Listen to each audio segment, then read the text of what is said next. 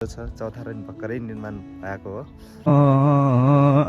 है मङ्गल ब्लग सबैजनाले हेरिदिनु होला, माया गरिदिनु होला है।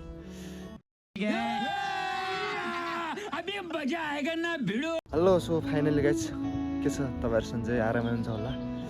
Welcome to my Mangal blog. सबैजनाले हेरिदिनु होला, माया गरिदिनु होला है।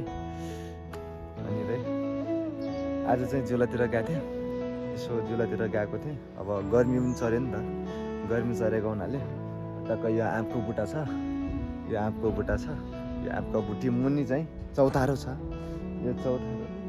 अनि हेर्नुहोस् यो चौतारो छ, चौतारो नि भर्खरै निर्माण भएको हो। अनि तिम्रो अब बस्नलाई पनि राम्रो भयो नि त, टक्क गर्मी चलेको बेला यता यस्तो गर्मी छ होइन, यता त्यस्तो शीतलो छ। अनि ठिकै छ, यो चौतारो बनाएर एकदम राम्रो छ, राम्रो भएको छ बस्नलाई पनि सबैजनालाई।